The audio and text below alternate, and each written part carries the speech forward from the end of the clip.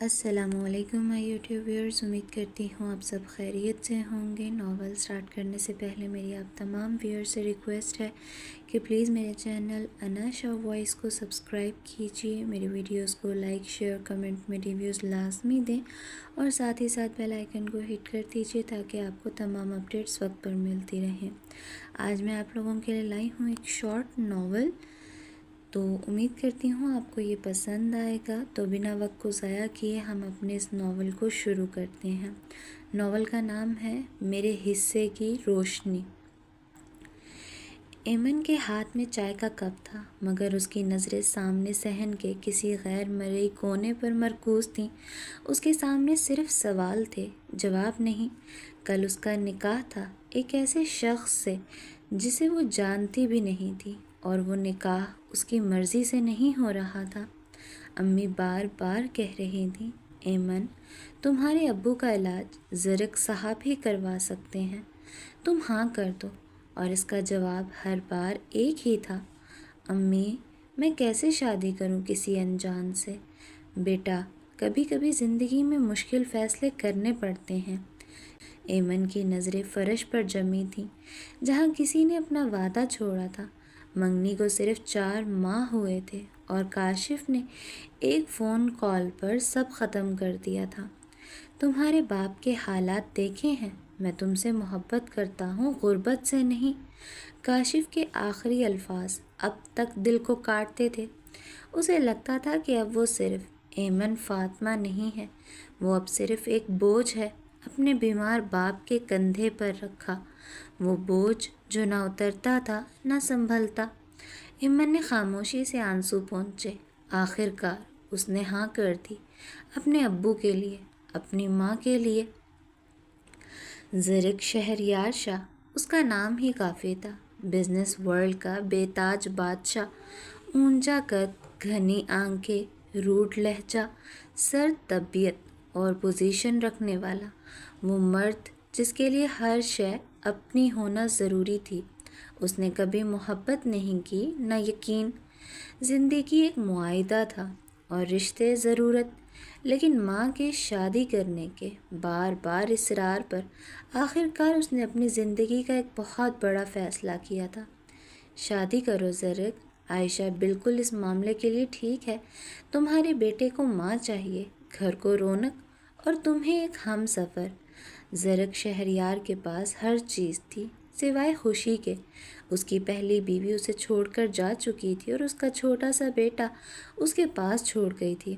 زرق نے دوبارہ شادی کا فیصلہ صرف اس لیے کیا تھا کہ اس کے بیٹے کو ماں مل جائے۔ وہ محبت یا رشتہ نہیں چاہتا تھا، صرف ایک ذمہ دار عورت جو گھر سنبھال سکے، وہ بھی اپنی ماں کے کہنے پر۔ اور وہ یہ فیصلہ کبھی اتنی جلدی نہ لیتا اگر جو اس کی ماں اس کی شادی اپنی بھانجی سے کروانے پر نہ تولی ہوتی، جو کہ نہایت گھمنڈی اور فیشنیبل لڑکی تھی۔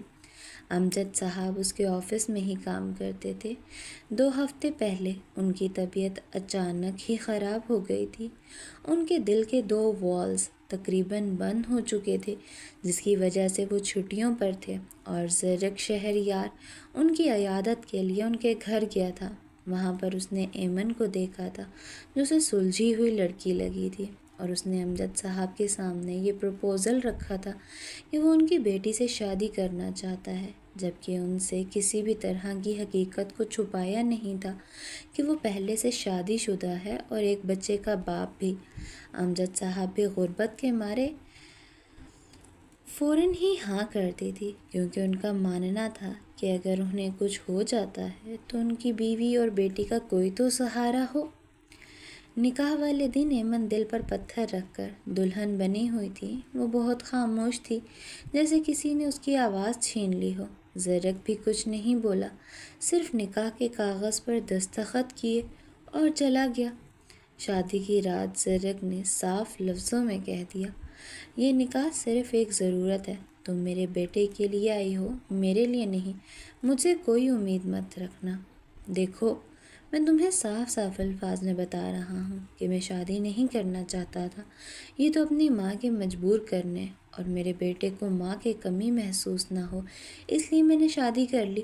اسے زیادہ کی امید مجھ سے مت رکھنا، اور اگر تمہیں یہ رشتہ نہیں نبھانا تو مجھے بتا دینا، میں تمہیں چھوڑ دوں گا، ٹھیک ہے؟ وہ فوراً کمرے سے باہر نکل گیا۔ ایمن نے صرف جی کہا تھا اور آنکھیں جھکا لی تھیں۔ اسے نہیں معلوم تھا کہ زندگی اسے کس موڑ پر لے جائے گی۔ شادی کے اگلے روز سے ہی ایمن نے اپنی ذمہ داریوں کو سنبھالنا شروع کر دیا۔ صبح جلدی اٹھتی، کچن کے کام کرتی، سب کے لیے ناشتہ تیار کرتی، زرق شہریار کے کپڑے استری کر کے رکھتی اور لنچ باکس بھی۔ گھر کی صفائی، برتن، کپڑے، سب کام وہ خاموشی سے کر لیتی تھی۔ زرق اکثر اسے خاموشی سے اپنا کام کرتے ہوئے دیکھتا تھا اور پھر بنا کچھ بولے گزر جاتا۔ ایمن کبھی بھی اس مختصر عرصے میں خود اس کے سامنے نہیں آئی تھی۔ اس کی زندگی صرف اس حد تک محدود رہ گئی تھی کہ اس نے اپنی ذمہ داریاں نبھانی ہیں۔ ایک دن زرق نے اچانک اس کے کمرے کا دروازہ کھولا تو ایمن نماز پڑھ رہی تھی۔ وہ دعا مانگ رہی تھی، یا اللہ، مجھے اس رشتے کو نبھانے کی توفیق اور ہمت عطا فرما، میرے مالک، مجھ پر رحم نازل فرما۔ زرق کو حیرت ہوئی۔ اس کے دل میں پہلی بار ایمن کے لیے نرم گوشہ پیدا ہوا کہ وہ ایک معصوم لڑکی کو اپنے ساتھ رشتے میں باندھ کر اس کے حقوق سے بری الذمہ ہو چکا ہے۔ چند دنوں بعد ایمن نے ایک روز زید کو اسکول بھیجا اور پھر کچن میں کام کر رہی تھی۔ زید نے اس کے پاس آ کر اس سے کہا، وہ کئی دنوں سے ایمن کے لیے اپنے دل میں عجیب سے جذبات محسوس کر رہا تھا اور ایمن کا اسے یوں اگنور کرنا اسے برداشت نہیں ہو رہا تھا۔ حالانکہ وہ تو شادی کے بعد سے ہی صرف اپنی ذمہ داری نبھا رہی تھی۔ شادی کے شروع کے دنوں میں زرق کو یہ چیز محسوس نہیں ہوئی تھی، لیکن پھر شاید نکاح کے 2 بولوں میں اتنی طاقت تھی کہ اس کے دل میں ایمن کے لیے خاص جذبات ابھرنے لگے اور اب اس سے برداشت نہیں ہوتا تھا ایمن کا یہ رویہ، اور اس کے اسی رویے پر بات کرنے کے لیے وہ اس وقت ایمن کے سامنے کھڑا تھا۔ تم مجھے نظر انداز کیوں کر رہی ہو؟ ایمن چونک کر اس کی طرف دیکھتی ہے۔ کیا؟ زرق کی آنکھوں میں غصہ تھا۔ تم مجھے نظر انداز کر رہی ہو اور ایسا نہیں چلے گا۔ ایمن نے جواب دیا، دیکھیں زرق، میں آپ کو اگنور نہیں کر رہی۔ اگر آپ بھول گئے ہیں تو میں آپ کو بتا دیتی ہوں، آپ نے ہی کہا تھا کہ میں اس گھر میں آپ کے بیٹے کی ماں بن کر آئی ہوں اور اپنے کام سے کام رکھوں، اور پچھلے 3 مہینوں سے یہ سب ہی چلتا آ رہا ہے، تو پھر اچانک سے آپ کو ایسا کیوں لگا کہ میں آپ کو اگنور کر رہی ہوں؟ اور جہاں تک مجھے یاد ہے، میں اپنی ذمہ داریوں سے کبھی بھی انجان نہیں رہی۔ میں نے آپ کا ہر کام وقت پر کیا ہے۔ زرق کی آنکھوں میں ایک عجیب سی بے چینی نمودار ہوئی جس کو وہ کسی بھی قسم کا نام نہیں دے پا رہا تھا۔ ہاں، میں جانتا ہوں کہ میں نے یہ سب باتیں تم سے کہی تھیں جو کہ مجھے نہیں کہنی چاہیے تھی، وہ بھی شادی کی پہلی رات تھی، لیکن اب میں یہ سب کچھ نہیں چاہتا۔ تم میری بیوی ہو اور تمہارے کچھ فرائض ہیں جو کہ بیوی ہونے کے ناطے تمہیں پورے کرنے چاہیے۔ زرق کی آواز میں گہرا دباؤ تھا۔ اسے خود نہیں معلوم تھا کہ وہ اپنے بدلتے ہوئے جذبات کس طرح سے ایمن پر عیاں کرے۔ یہ سب کہتے ہی بنا ایمن کا جواب سنے زرق اپنے قدم واپس لیتا کچن سے نکلتا چلا گیا تھا، جبکہ پیچھے ایمن ابھی تک اس کے الفاظ کو سمجھنے کی کوشش کر رہی تھی۔ رات کے 9 بج رہے تھے۔ پورا گھر خاموش تھا۔ زرق جیسے ہی آفس سے واپس آیا، اس نے گھر میں ہلکی سی بے ترتیبی محسوس کی۔ ایمن سامنے نہیں تھی، زید بھی نظر نہیں آ رہا تھا اور یقیناً اس کی والدہ بھی سو رہی تھی۔ دل بے چین سا ہوا۔ سیدھا سیڑھیاں چڑھ کر ایمن کے کمرے کی طرف بڑھا۔ دروازہ آہستہ سے کھولا۔ اندر ہلکی سی مدھم لائٹ جل رہی تھی۔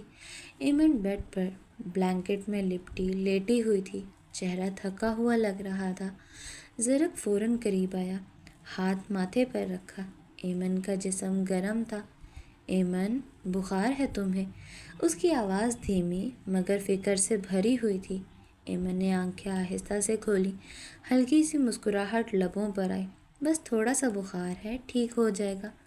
چپ رہو، زیادہ بات مت کرو۔ زرق نے فوراً اپنا کوٹ اتارا اور سائڈ پر رکھا، پھر جلدی سے کچن کی طرف گیا۔ وہاں سے ایک باؤل میں ٹھنڈا پانی لیا، ایک صاف کپڑا اور واپس کمرے میں آیا۔ بیڈ کے کنارے بیٹھ کر نرمی سے اس کے ماتھے پر پٹیاں رکھنے لگا۔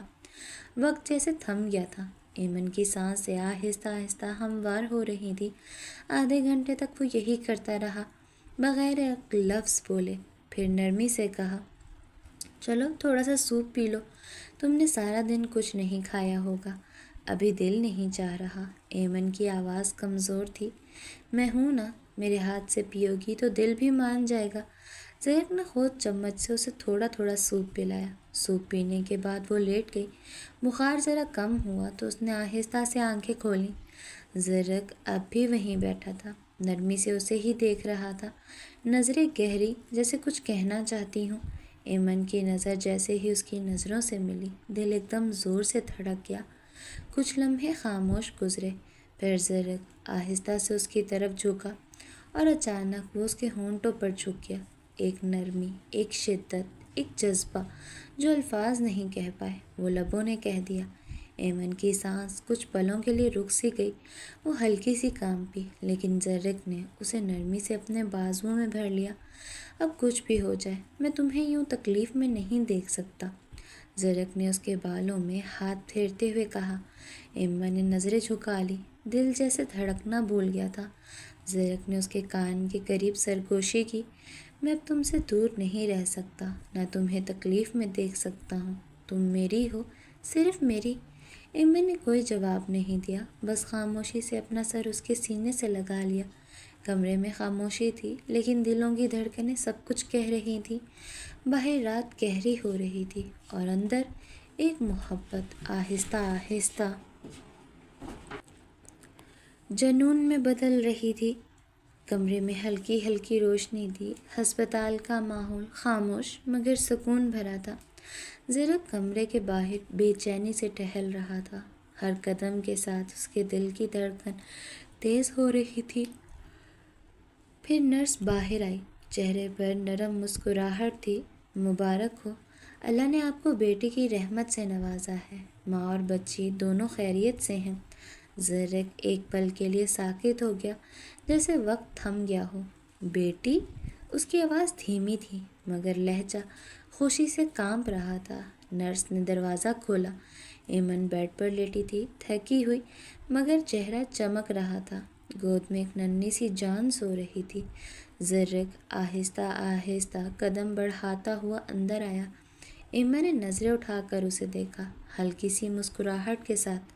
زرق اس کے پاس آ کر بیٹھ گیا، نظریں بچی پر ٹک گئیں، چھوٹی سی گلابی سی بچی، بالکل اس کے اور ایمن کے درمیان کی ایک جیتی جاگتی محبت۔ زرق نے دھیرے سے بچی کی پیشانی پر بوسہ دیا، پھر ایمن کا ہاتھ تھاما اور اس کے ماتھے کو چوم کر آہستہ سے بولا، میری روشنی، تم نے میری زندگی کو مکمل کر دیا۔ پہلے تم آئی تھی اور میرے اندھیری بھری دنیا میں روشنی لائی تھی، اور اب اللہ نے ہمیں ایک اور روشنی دے دی ہے۔ ایمن کی آنکھوں میں نمی آ گئی، لیکن وہ مسکرا دی۔ زرق نے دھیرے سے اس کے گال کو چھوا۔ تم صرف میری بیوی نہیں ہو، میری زندگی کی سب سے خوبصورت دعا ہو، میری روشنی ہو، ہمیشہ کے لیے۔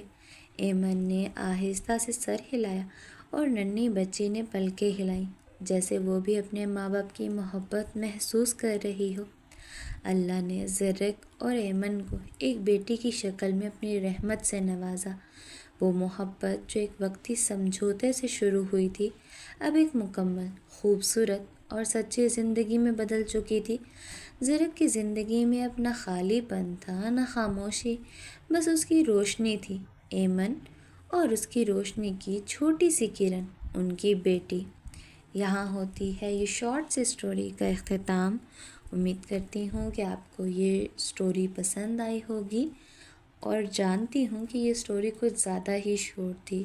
انشاءاللہ اس کے بعد سے کوشش کروں گی کہ تھوڑی سی لانگ اسٹوری ہو، ایٹ لیسٹ 1 آور یا ½ آور کی، تو امید کرتی ہوں کہ آپ سب مجھے سپورٹ کریں گے. مجھے آپ سب لوگوں کے سپورٹ کی زیادہ سے زیادہ ضرورت ہے.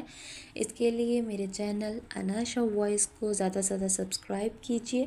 میری ویڈیوز کو لائک شیئر کمنٹ میں ریویوز لازمی دیں اور ساتھ ہی ساتھ بیل آئیکن کو ہٹ کر دیجیے تاکہ آپ کو تمام اپڈیٹس وقت پر ملتی رہیں.